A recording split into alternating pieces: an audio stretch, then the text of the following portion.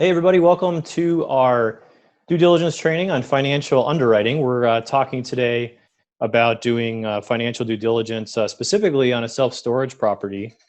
So what we're going to go through is just kind of some of the things that we look at when when we get a property, get a deal, and we start looking at what the opportunity is, particularly when we look at the rent roll, the unit mix, and what the price is per square foot. So first thing that we're going to talk about is rent per square foot. So when you look at a market and storage, what we do is we typically will do a market study. That's the first thing that we always do. And the market study will give you an idea of what the average price per square foot is among all of the facilities. So in this case, we have this green facility here. This is maybe Joe's self-storage property in a particular market. We have this blue facility here. Maybe that's extra space self-storage in a particular market.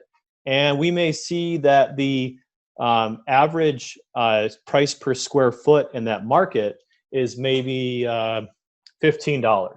So the $15 is the average price someone who an operator would collect for rent.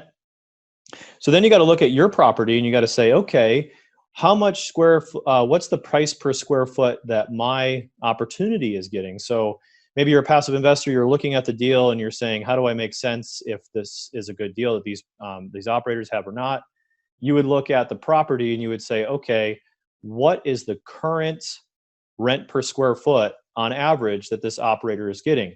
And the way that you calculate that is you take the gross rent for the year and you divide by the number of square feet. So in this case, we're going to use an example of 80,000 square feet and $1 million of revenue. So up here, we're going to take the gross rent of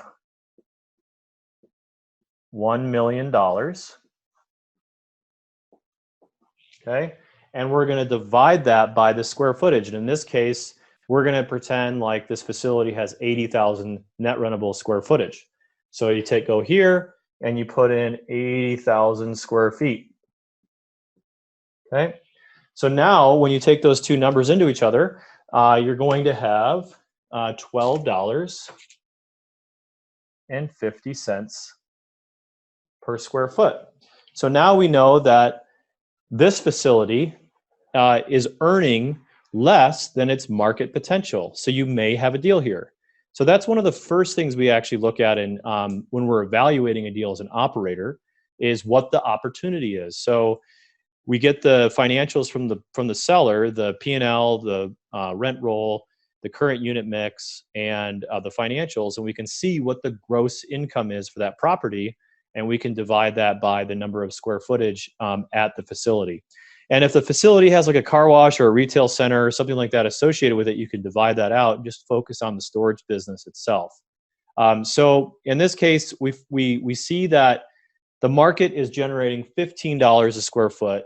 We can earn our current subject facilities are earning 12.5. So we're representing a $2.50 under market value rent, and that's based on your market study, and that's based on your review of this property's financials.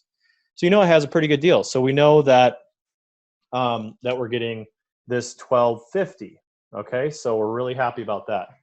So the next thing you might want to do is you want to look at the unit mix itself. So if you're looking at a property, say in downtown Seattle in an urban setting, you're going to have a lot of smaller units. You're going to have a lot of 5x5s, 5x10s, maybe a handful of 10x10s or 10x15s, but not that many because it's an urban market.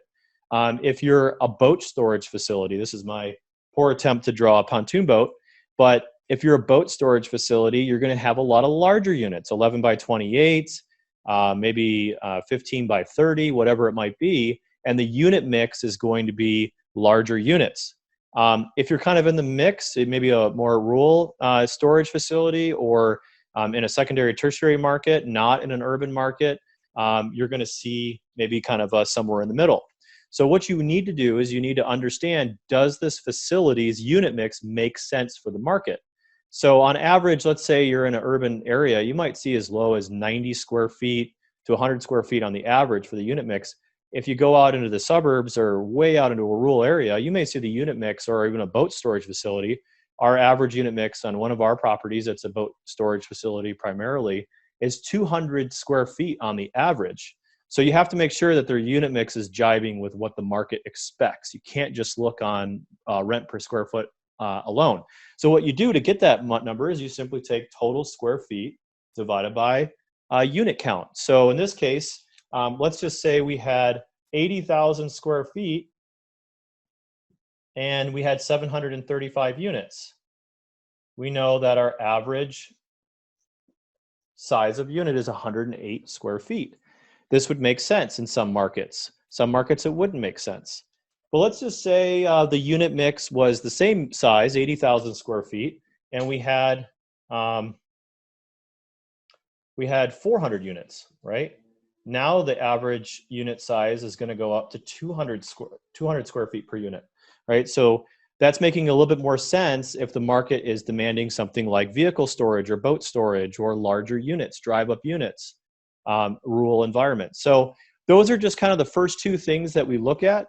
The next time we talk, we're going to talk about going through the unit counts, and what we're going to do is we're going to look at, okay, maybe the market, when we do our market study, maybe the unit count is really full for 10 by 10s and not full at all for 5 by 10s. So if your facility has a huge vacancy of 5 by 10s, and all the other competitors do as well, you probably are going to start thinking about it not being a good opportunity because the facility that you're looking at has a bunch of vacancy in the unit type that you're looking for. So we'll dive into more of that tomorrow, and we hope you enjoyed just this kind of high level way of just kind of figuring out if your rents are truly under market value, and then sizing up your facility for the market. Thanks everybody, and we'll talk to you tomorrow. Same time at 4 o'clock.